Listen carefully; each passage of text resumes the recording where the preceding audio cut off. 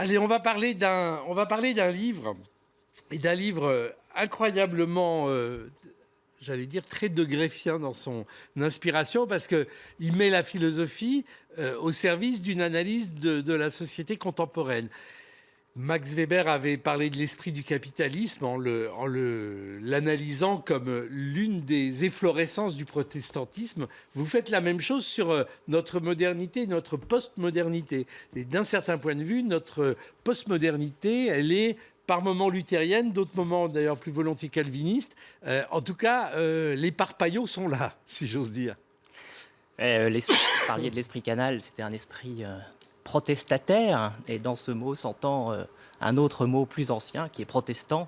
Alors effectivement, le lien se fait probablement à travers cette idée que confesser sa foi à partir de Luther, à partir du XVIe siècle, c'est dans quelque sorte la protester contre les églises établies, contre les autorités, et assumer... Donc il y a quelque chose de cet individualisme Voilà. contemporain, de cette manière dont chacun essaye d'être à soi-même son propre processus de création. Vous faites une grande analyse sur ce concept allemand de Bildung, de formation et d'auto-réalisation. Vous dites finalement, tout ça était en germe en quelque sorte dans la réforme. Qui a donné le mot building.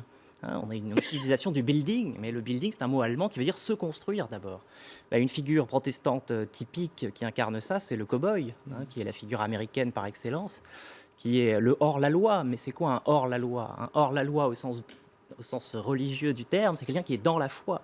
Donc c'est une figure qui est à la fois en dehors de la société, ou on pourrait dire qui la conteste, mais qui la conteste pour réaliser un projet qui la dépasse et qui doit l'accomplir aussi. Alors, en même temps, le livre est passionnant parce qu'on est au cœur de, je ne sais pas, vous analysez les œuvres de Pollock et la révolution qu'il a pu opérer dans l'art pictural en la mettant absolument en relation avec ça, le passage de la verticalité à l'horizontalité. Mais en même temps, c'est un vrai cours d'histoire de la pensée religieuse, puisque c'est pas seulement le protestantisme de Calvin et de Luther, c'est aussi tous les avatars, tout le devenir de ce protestantisme, notamment dans la culture américaine. Oui, c'est très important. C'est un phénomène qui est mal connu, encore, je trouve, des historiens, ou peut-être mal documenté en tout cas, qui commence au XVIIe siècle, donc déjà un siècle et demi après la Réforme, et qui, par le piétisme d'abord en Allemagne, va influencer le romantisme, qui est quand même un des grands mouvements, sinon le mouvement le plus important culturellement européen, et puis effectivement rebondir après la Révolution française, XVIIIe, XIXe siècle, contrairement à l'idée qu'on peut se faire parfois d'un siècle qui va en sens unique vers le désenchantement, en fait.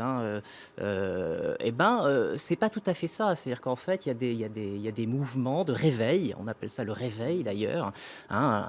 Notamment, un protestant célèbre, John Wesley, se décide, entend comme ça presque des voix qui lui intiment de réveiller les protestants anglais qui se sont assoupis. Et il va le faire, et il va réussir. C'est-à-dire qu'en l'espace d'un siècle, on va compter 30 millions de réveillés.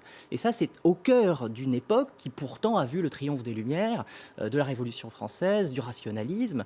Eh bien, en réalité, est-ce que c'est un contre-mouvement ou un mouvement qui accompagne? Ça, c'est toute la question que les historiens se sont posés autour de ce sujet. Mais en tout cas, ce qu'on sait, c'est que ça va devenir la religion des États-Unis, quasiment. La religion, l'Église unie, la première grande Église unie nationale, c'est cette Église-là des réveillés américains. Mais qui donne une incroyable autonomie à l'individu. Enfin, le programme, c'est précisément... Le programme, c'est de renaître. Et on appelle ça les born again, mais c'est une idée qui date de bien avant l'évangélisme américain contemporain, c'est donc une idée allemande du XVIIe siècle.